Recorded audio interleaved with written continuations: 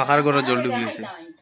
তো আপনারা এখন ঘরের মধ্যে কিভাবে আমরা বসবাস করছেন বর্তমানে? কি করবো, সব জিনিসগুলো উপরে উঠাই দিছি, সব উপরে উঠাইছি। এখন বাঁচতে তো লাগবো জল থেকে, কি করবো। উপরে আসিল মুছিয়া ফেলাইছে, হোক গোটাতে জল, হোক গোটাতে জল, খালি আমার এক ফাঁক গোটটা বালা থাকে, আর কোনো উপায় নেই।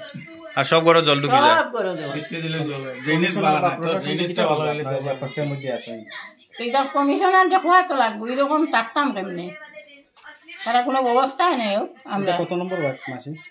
আমরা এটা 6 নম্বর। কমিশনার কেন আইসলানি বা? না না, এটা আওয়াত না, খালি ইলেকশন হইলেও আইলা একদিন কইলাই দেও ভোট তো দিলাম, দিয়াও তো ফল খামাইলাম, বুঝরাইন দেব।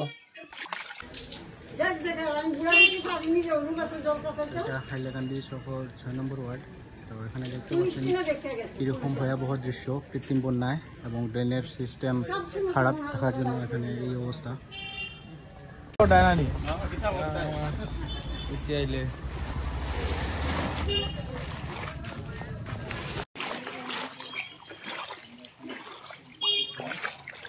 ঘরের ভিতরে জল ঢুকে গেছে না? এটা মানে জল বৃষ্টি হওয়ার পরেও জল জমি যায়? জল জমিয়াও গরো সব জল ওটা খুলে খুলে এটা যখন গরম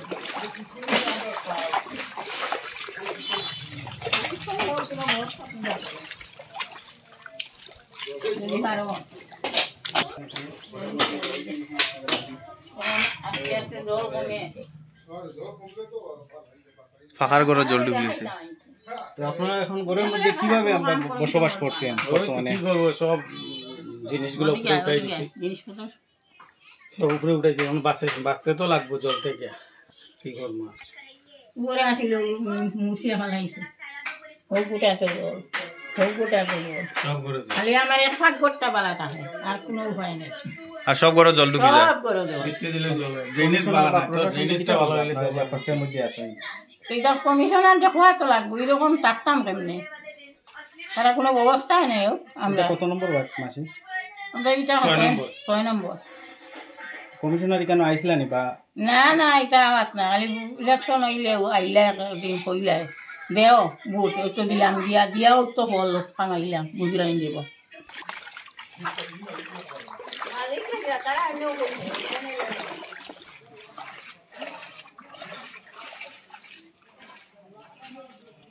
তারা একটু